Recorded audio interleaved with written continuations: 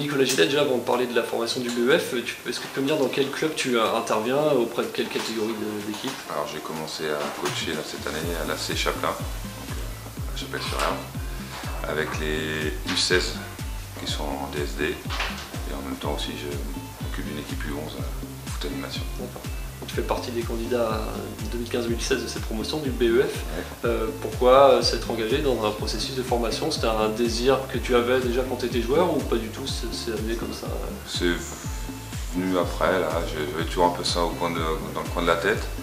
Le foot, c'est une passion depuis tout petit pour moi. Et, voilà, je faisais que ça, c'est ce qui me préoccupait le plus, c'était de jouer. Vraiment cette passion-là, et le fait d'être sur le terrain, et puis là, en ayant arrêté ma carrière il y a plus de 3 ans maintenant, à un moment j'ai voulu essayer de partir ailleurs. Je trouvais que c'était une richesse de pouvoir, une chance de pouvoir faire autre chose que le foot, de pouvoir avoir autre chose. Et puis en fait le contexte actuel fait que c'est très compliqué pour les gens sans expérience de partir dans un autre projet, secteur sans qualification. Et puis le foot est revenu petit à petit aussi.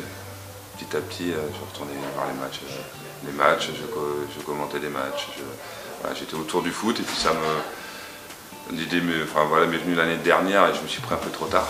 Et puis du coup, j'ai fait la formation cette année parce que pour moi c'est naturel. Et quand tu coaches justement les jeunes de l'AC Chapelain, est-ce que tu te revois toi justement quelques années vraiment en arrière quand tu étais aussi petit et te dire...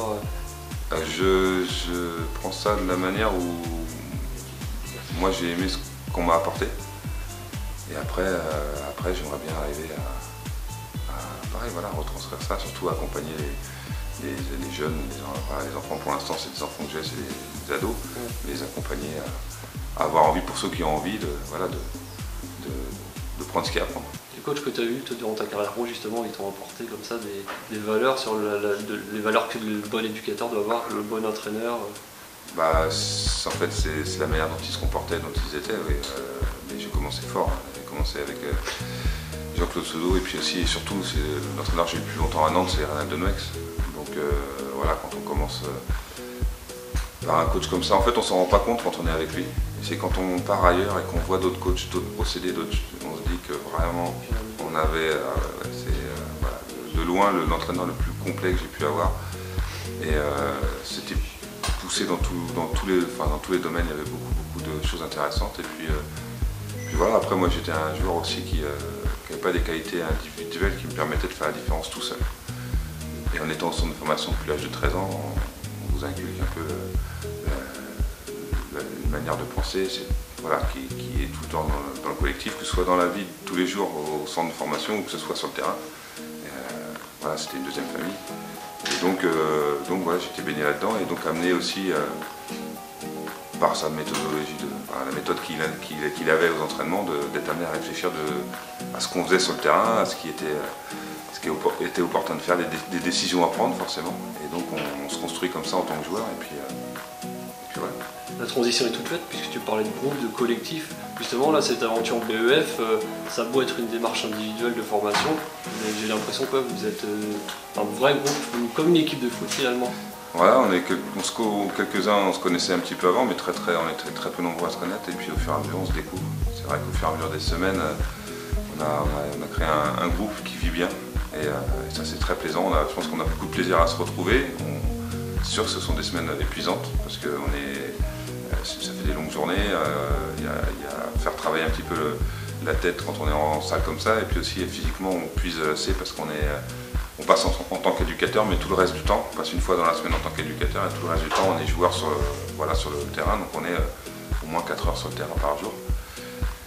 Donc voilà, c'est assez fatigant, mais c'est super intéressant, et comme je disais, on a beaucoup de plaisir à se retrouver et à partager ces moments-là ensemble. Puis là vous arrivez au bout du chemin, là, il reste plus beaucoup de... Ouais, la pression monte aussi, parce que on se rend compte qu'être coach, c'est pas seulement, il n'y a pas que le terrain en lui-même, c'est-à-dire être là, animer une séance, il y a beaucoup de choses à préparer en amont, et pour moi ça c'est une grosse découverte. Tu t'y attendais? Ouais, non, je m'imaginais qu'il y avait des choses à faire forcément, mais à part préparer des séances avant, mais il y a plein d'autres choses qui rentrent en ligne de compte, et la formation m'apporte ça, c'est-à-dire une autre réflexion, une organisation que j'ai pas forcément. Quand tu es joueur, tu arrives, tu viens sur le terrain, tu t'habilles, tu vas sur le terrain, tu joues. Après, tu es amené à... Moi, voilà, j'avais une réflexion sur le terrain, j'essayais de réfléchir à ce qu'on faisait. Et ça m'intéressait surtout de savoir pourquoi on faisait ça, pour essayer d'évoluer, de progresser. Mais tu n'as que ça à penser. Là, quand tu es coach, tu as vraiment plein d'autres choses à faire. Et puis après, ta séance ne passe pas tout le temps comme tu l'aurais souhaité. Donc c'est pareil, il faut t'amener à réfléchir, à se poser des questions. Et ça, je trouve ça intéressant aussi. Donc tu découvres finalement toutes les facettes d'un coach. Ouais, tout. Voilà. C'est rien à voir avec le fait d'être sur le terrain. On peut avoir plein d'idées parce qu'on a pratiqué, je pense avoir des idées sur des choses à faire sur le terrain en tant qu'entraînement en lui-même. Mais déjà, il faut les organiser, il faut les mettre en place, il faut savoir à qui on ne peut pas les faire à n'importe qui. Donc il faut adapter, il faut tout le temps s'adapter. Donc